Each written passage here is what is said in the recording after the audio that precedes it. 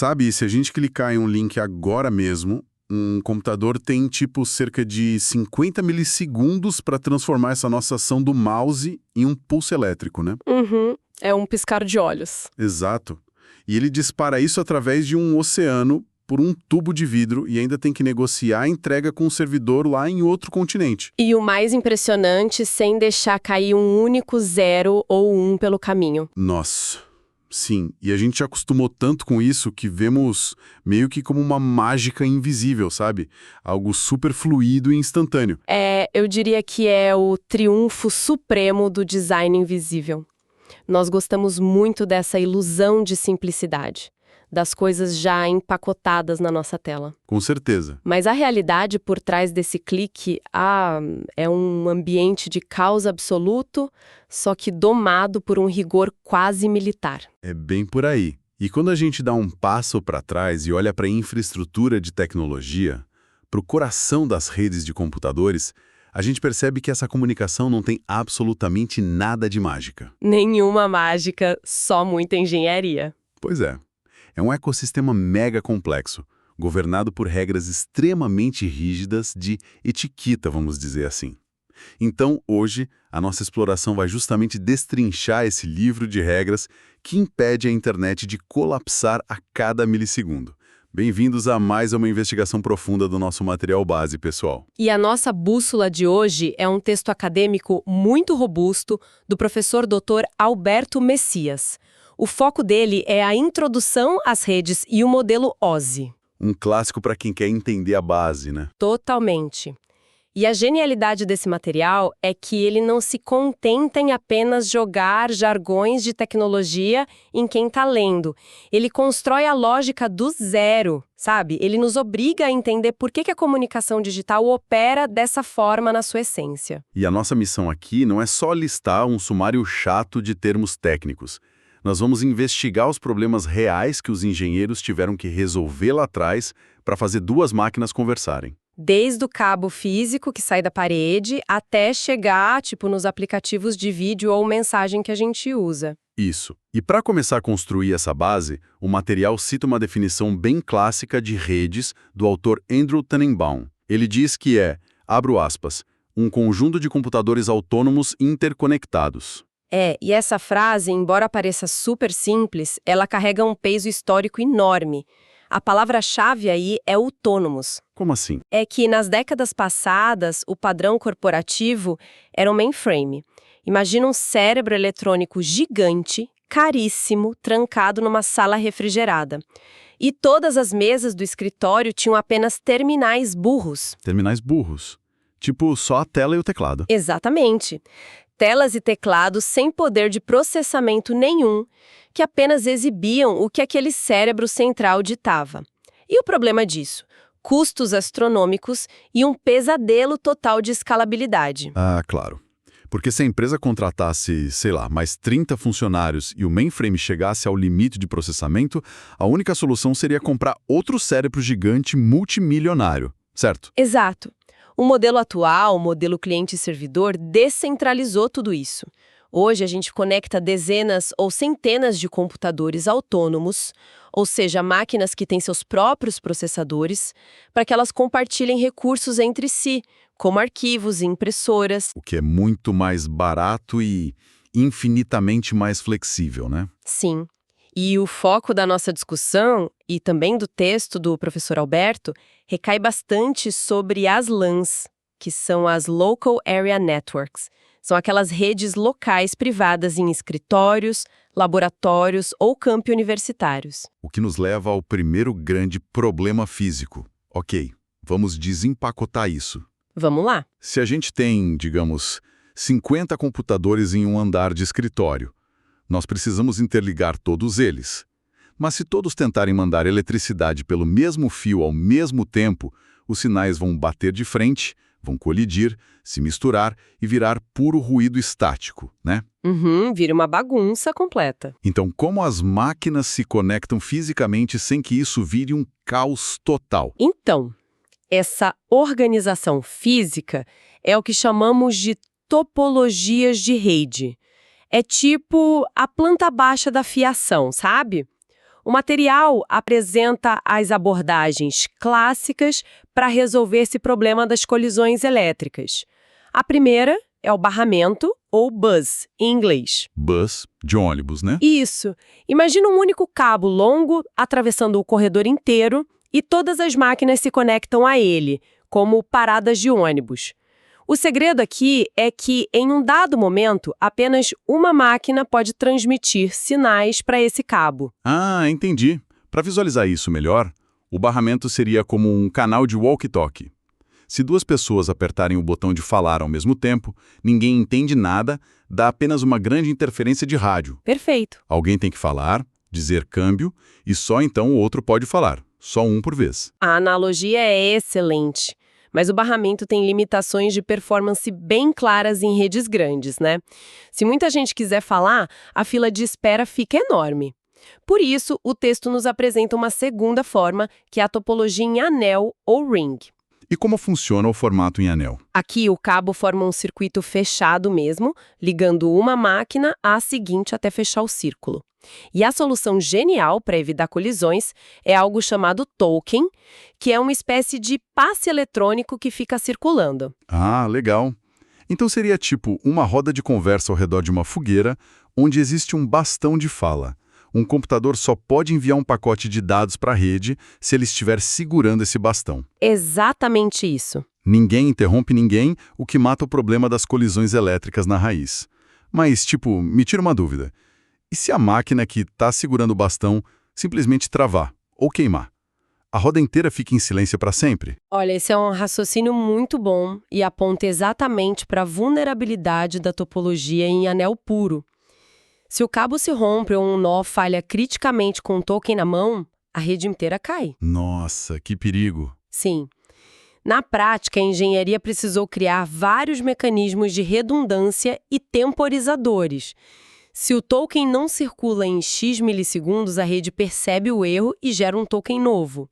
Mas devido a essas e outras questões de manutenção, a indústria migrou fortemente para a terceira estrutura clássica. Que seria a topologia em estrela, ou star. Isso, a topologia em estrela. E como a estrela muda a dinâmica desse controle de tráfego para não ter colisão? É que na estrela, o cabo não vai de máquina em máquina. Todos os computadores possuem um cabo individual que vai direto até um equipamento central, um nó concentrador, tipo um switch. Uhum. É esse equipamento no centro quem recebe a informação e gerencia para onde ela deve ir sem deixar que os sinais se choquem lá dentro. Faz sentido. É como um professor no centro de uma sala de aula.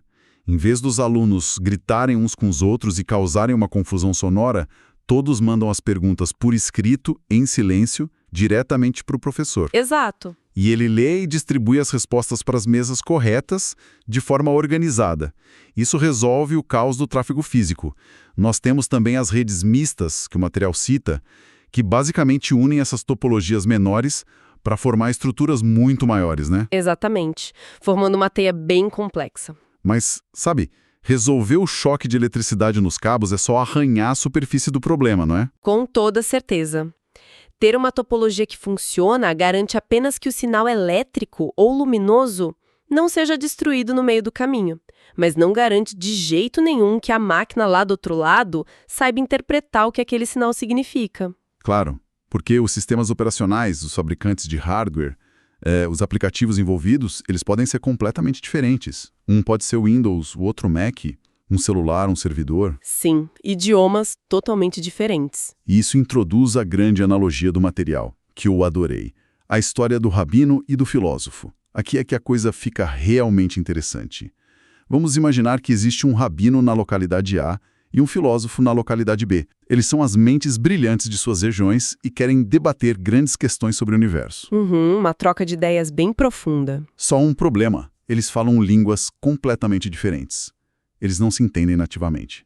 E essa analogia ilustra de forma brilhante o conceito de arquitetura em camadas das redes. O rabino e o filósofo representam a camada mais alta de uma rede de computadores. A parte que pensa, digamos assim. Isso. O único interesse deles é a semântica da mensagem, a troca de ideias abstratas. Eles não querem e nem devem se preocupar com como os correios funcionam, com o preço dos selos ou com dicionários de tradução. Então, para que a comunicação aconteça, eles delegam o problema chato. O rabino escreve a mensagem dele e a entrega para um tradutor, que seria uma camada intermediária. Correto. O tradutor pega aquela mensagem e converte para um idioma neutro, tipo o inglês ou o esperanto.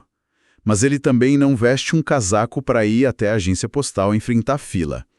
Ele pega a mensagem já traduzida e passa para a secretária, que seria a camada mais baixa. Exatamente. E é a secretária quem lida com a sujeira do mundo físico, por assim dizer. Ela pega o texto, caminha até o aparelho de fax, digita o número da localidade B e envia pelo fio do telefone. E do outro lado, a coisa acontece ao contrário. Sim. A secretária do outro lado recebe o papel impresso no fax, entrega para o tradutor de lá, que verte o texto do idioma neutro para o idioma do filósofo. E, finalmente, a mensagem chega ao destinatário, pronta para ser lida e compreendida. Isso levanta uma questão importante, sabe? A genialidade desse processo. Cada camada inferior oferece um serviço para a camada imediatamente superior e oculta todos os detalhes complexos. A secretária não precisa entender de filosofia, né? Exato. E o filósofo não precisa saber operar uma máquina de fax de jeito nenhum. A separação de funções é perfeita. Mas eu confesso que, por mais que a história seja muito didática, quando a gente traz isso para a engenharia de redes através do modelo OSI, que é o modelo de 7 camadas, me soa como uma burocracia excessiva, sabe? Você acha? Sim. O modelo OSI, que foi criado pela ISO, divide a comunicação entre computadores em 7 etapas. 7. A gente precisa mesmo de tanto papel de parede corporativo? Porque um aplicativo simplesmente não gera o texto e comanda a placa de Wi-Fi para enviar direto e pronto. É o argumento natural do advogado do diabo. E é vital entendermos o porquê dessa burocracia ser justamente o que sustenta a internet em pé. O segredo mágico do modelo OSI é o isolamento de funções, que a gente chama de modularidade. Tá, e por que a modularidade é tão mágica? Pensa na sua própria sugestão, um aplicativo conversando direto com o hardware do Wi-Fi. O que acontece amanhã se a gente desligar o Wi-Fi e plugar um cabo de rede de cobre? Ou se trocar o celular para a rede 5G? Ah, o aplicativo não saberia como falar com o hardware novo, né? Ele teria que ser reprogramado do zero para cada tecnologia nova. Exato. Se não houvesse camadas independentes, cada atualização de hardware exigiria reescrever absolutamente todos os sites e aplicativos do mundo. O que é inviável. Totalmente. No modelo OSI, cada camada só conversa com a camada imediatamente acima e abaixo dela. Ela oferece um serviço sem revelar como esse serviço é feito. O navegador web, tipo Chrome, não faz a menor ideia de se o sinal vai viajar por rádio, por cabo de cobre ou por luz no fundo do mar. Ele apenas entrega a carta e a camada de baixo que se vire. Exatamente. É a modularidade que permite a inovação em um nível sem quebrar o sistema inteiro nos outros. Ok, você me convenceu, a burocracia está justificadíssima. Então, em vez de apenas listar o nome dessas 7 camadas de forma chata, vamos tentar agrupar elas pelos grandes problemas que elas resolvem. Ótima ideia. Começando pelo que a gente pode chamar de o caos local. As 2 primeiras camadas do modelo lidam com um ambiente imediato onde o computador está conectado. Faz muito sentido. Na base de tudo, tipo a fundação invisível da tecnologia, nós temos a camada 1, que é a camada física. A função dela é puramente a transmissão bruta de dados. Lidar com o cabo, basicamente. Isso, pegar os zeros e uns do computador e converter em grandezas físicas de verdade. Isso significa variar a tensão elétrica em um cabo de cobre ou piscar um laser muito rápido dentro de um cabo de fibra ótica. E a grande preocupação da camada 1 é só garantir que, se um bit 1 for enviado, ele chegue como um bit 1 do outro lado. Exato. É uma questão puramente eletrônica e mecânica. Mas a natureza não colabora, certo? Existe interferência eletromagnética, fio que passa perto de motor, cabos velhos. A camada 1 inevitavelmente vai entregar alguns dados corrompidos. Um bit que era 1 vira 0. É aí que a camada 2 entra para consertar o estrago local. Perfeitamente. A camada 2 é a camada de enlace de dados. A responsabilidade principal dela é mascarar essas imperfeições do mundo físico. Ela pega aqueles pulsos de energia confusos e agrupa tudo em blocos bem estruturados que a gente chama de quadros. Quadros de dados. Isso. E depois ela faz uma verificação matemática bem pesada nesses quadros. Como funciona essa verificação na prática? Assim, de forma simples, sem entrar em fórmulas complexas. Como a camada 2 sabe que um bit chegou trocado ou quebrado? Ela utiliza mecanismos como o checksum, ou a soma de verificação. Antes de enviar o bloco de dados, a máquina remetente faz um cálculo com os bits e anota o resultado no final do bloco. Como se fosse um recibo com a quantidade de produtos. Exato. Quando a máquina que está recebendo pega os dados, ela refaz o cálculo por conta própria. Se os resultados não baterem com o recibo, ela percebe o erro na hora. E, através de um protocolo super rápido, ela pede para o remetente enviar aquele bloco de novo. E isso é rápido mesmo. Muito rápido. Tão veloz que as camadas superiores nem percebem que houve um erro e uma retransmissão. Além disso, é a camada 2 que faz o controle de fluxo local. Ela avisa o vizinho para enviar os dados mais devagar, se a memória do receptor estiver ficando cheia, para não afogar a máquina com informação. Entendi. Então as camadas 1 e 2 são tipo a infraestrutura rodoviária básica de uma cidade. Como assim? A camada 1, a física, é o asfalto bruto. E a camada 2, o enlace, é o sistema de semáforos e os guardas de trânsito locais, evitando que os carros batam na esquina e parando quem sai da linha. Sim, uma analogia muito boa. Mas isso só resolve a comunicação dentro do bairro. E se o pacote precisa cruzar o país ou cruzar o mundo? Aí nós entramos nas próximas duas camadas, que solucionam o que podemos chamar de a jornada global. Perfeito. Saímos da jurisdição local e entramos na camada 3, a famosíssima camada de rede. É aqui que o horizonte se expande. A principal missão dessa camada é o roteamento. É aqui que entram os roteadores que a gente tem em casa e os IPs, né? Exatamente. Diferente da camada de enlace, que só conversa com o computador do lado ali no mesmo cabo, a camada de rede olha para a internet como um todo. Ela lê o endereço de IP de destino final e calcula qual é o melhor caminho possível, saltando de roteador em roteador pelo globo. E ela consegue desviar de problemas, certo? Sim, ela desvia de gargalos de tráfego, redes congestionadas ou até cabos submarinos que foram rompidos. Ela faz tabelas de rotas dinâmicas. Ah, então ela é o aplicativo de GPS da nossa viagem. Traça rotas alternativas em tempo real e diz, vira à esquerda, segue em frente. Só que o material destaca algo vital sobre a próxima camada, a camada 4, a camada de transporte. Ela é classificada como uma camada fim a fim. Exato, fim a fim. O que exatamente isso adiciona ao trabalho que o GPS da camada 3 acabou de fazer? Pensa assim, o GPS traça o caminho, mas ele não se importa muito se o caminhão furou o pneu ou quebrou no meio da viagem. A camada 4, a de transporte, é a gerente de logística obcecada com o controle de qualidade do pacote todo. Como ela faz isso? Ela aceita os dados da aplicação e, se for um arquivo enorme, tipo um filme em 4K, ela divide tudo em pedaços menores para não entupir a rede de uma vez só. E ela garante que chega a tudo. Essa é a grande mágica da camada de transporte. Ela estabelece uma conexão real entre a origem e o destino final. Ela garante que todos os pedacinhos do filme cheguem. E, mais importante, ela reorganiza tudo na ordem correta lá no final. Porque, como o GPS da camada 3 fica mudando de rota toda hora, um pedaço do filme pode chegar antes do outro, né? Pedaços diferentes podem ter viajado por rotas globais completamente diferentes. Exatamente. Se o pacote 5 chegar antes do pacote 2, a camada 4 segura tudo e reorganiza antes de entregar para o computador. Isso levanta uma dúvida mecânica bem interessante para mim. Se a camada 4 picota o arquivo e a camada 3 adiciona os endereços de destino IP, como as informações não se misturam no caminho? Como a camada não estraga os dados que a outra camada colocou?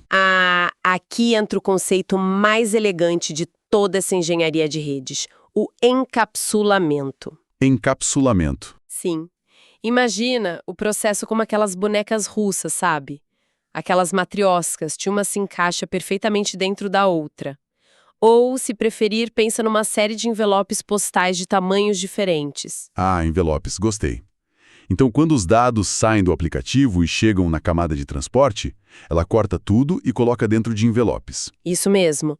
A camada 4 pega os dados brutos do usuário, coloca dentro de um envelope próprio dela e anota por fora: eu sou a parte 5 de 10 desse arquivo. Aí ela fecha o envelope. E a camada de baixo não mexe nisso? Nunca. A camada de baixo nunca abre esse envelope. A camada 3 pega o envelope fechado que veio da camada 4, coloque ele inteiro dentro de um envelope maior ainda e escreve por fora desse envelope novo: vai para este endereço de IP na Ásia. Sensacional. E isso desce até a camada 2, que pega esse pacotão, coloca em um envelope reforçado escrito vai até o roteador da próxima rua, e a camada 1 transforma esse pacote inteiro em flashes de luz ou impulsos de eletricidade. Exato. E do outro lado do mundo, o processo simplesmente se reverte. Cada camada vai abrindo apenas o seu próprio envelope e descartando ele, passando o recheio para a camada de cima, até sobrar só a mensagem original. É um sistema brilhante de caixas blindadas. Caramba, essa mecânica de envelopes garante que as camadas sejam realmente independentes, como você falou. Bom, e com a entrega do pacote garantida lá do outro lado pelas camadas inferiores, nós finalmente chegamos às camadas superiores do modelo OSI, a parte mais focada no software e na compreensão humana. Vamos agrupar isso como a tradução final. A camada 5, segundo o texto do professor Alberto baseado no Tannenbaum, é a camada de sessão. A função dela é permitir conexões contínuas, né? O que me chamou muita atenção foi a gestão de pontos de verificação, os checkpoints, como isso nos salva de catástrofes no dia a dia. Olha, sem a camada 5, baixar arquivos grandes seria uma roleta russa de estresse. Nossa, por quê? Porque se houvesse uma queda de energia no seu roteador, faltando, sei lá, 1% para terminar o download de um banco de dados gigantesco, o sistema descartaria o arquivo corrompido e você teria que começar tudo do zero. Ninguém merece baixar 100 gigabytes de novo. Pois é. Mas a camada de sessão insere marcadores de sincronização ou checkpoints no meio da transferência do arquivo. Se a transmissão cai por algum motivo, a nova sessão verifica qual foi o último checkpoint confirmado por ambos os lados e retoma o download exatamente dali. É uma otimização brutal de tempo e banda larga. Salva vidas, basicamente. E aí entramos na camada 6, a camada de apresentação. O nome sugere que ela, sei lá, exibe as coisas na tela, mas o papel dela vai bem além disso, certo? Ela seria o tradutor da nossa analogia inicial do rabino e do filósofo. Exatamente. Até aqui, as camadas abaixo se preocupavam apenas em mover blocos de números de um lugar para o outro com segurança. A camada 6 se preocupa com a sintaxe, com o real significado da informação. Porque um Windows e um Mac não leem as coisas do mesmo jeito. Isso. Diferentes sistemas operacionais e arquiteturas leem textos e números de formas diferentes. A camada 6 traduz os formatos para um padrão de rede comum para todo mundo se entender. Além disso, e isso é crucial na internet moderna, é ela que cuida da compressão de dados para acelerar o tráfego. Zipar os arquivos em tempo real. Isso. E, principalmente, ela cuida da criptografia. E aqui, a analogia dos envelopes prova seu valor de forma espetacular. Como assim? Porque, pensa bem, se a camada 6 criptografa a mensagem original, embaralhando completamente as palavras para garantir o sigilo contra hackers, a camada 3 lá embaixo continua conseguindo rotear o pacote pelo mundo tranquilamente. Verdade. A camada 3 não precisa ler a carta secreta que está criptografada. Ela não precisa da senha. Ela só lê o endereço IP no envelope externo que ela mesma criou. A segurança não quebra o roteamento. É a engenharia das camadas em sua mais pura exibição de utilidade. A inteligência do design está justamente no que as camadas não precisam saber umas das outras. E aí, no topo dessa grande pirâmide hierárquica, chegamos finalmente à camada 7, a camada de aplicação. Então, o que tudo isso significa? É importante esclarecer que a camada 7 não é o navegador Google Chrome, nem o Outlook de e-mail, nem o WhatsApp em si, certo? Correto, isso é um erro muito comum. A camada de aplicação não é o software final com interface gráfica onde a gente clica com o mouse. E o que ela é, então? Ela é o conjunto de protocolos que os aplicativos que a gente usa utilizam para ter acesso à rede. É a interface direta entre o programa e a comunicação. Ah, tipo o HTTP para abrir sites? Exato. Protocolos muito familiares como o HTTP para exibir as páginas da internet ou o SMTP para o envio de e-mails, todos eles residem nessa sétima camada. É o momento em que a informação codificada finalmente vira ideias, formatos e pixels. Voltando à analogia, é o filósofo finalmente segurando a carta traduzida em seu próprio idioma, pronto para o debate. O trajeto é simplesmente assombroso. Se a gente para pensar, começamos lá embaixo com a ameaça de caos elétrico em cabos de cobre, onde os sinais poderiam bater de frente e sumir, e nós resolvemos isso com as topologias, com anéis e estrelas. A fundação. Depois, subimos uma escadaria maluca de envelopes de dados. Desde o asfalto físico bruto, passando por guardas de trânsito rigorosos, GPS de alcance global que desvia de cabos rompidos, lógicas mega complexas de retomada de download, traduções e criptografias matemáticas pesadíssimas, até chegar à tela de um navegador para ler um texto. E tudo isso, de novo, coreografado para acontecer não em semanas, como a velha entrega postal, mas em minúsculas frações de segundo. A internet só funciona porque cada uma dessas peças, cada hardware e software, cumpre rigorosamente o seu contrato nessa arquitetura de camadas e nessa topologia física. É uma estrutura invisível de perfeição industrial. Se conectarmos isso ao cenário geral, é fácil esquecer a complexidade quando as coisas simplesmente funcionam, né? Com certeza. E para encerrarmos a nossa exploração profunda de hoje, que foi tão bem construída a partir dessa obra acadêmica do professor Alberto Messias, vale a pena a gente fazer um exercício mental contínuo. É sempre bom refletir.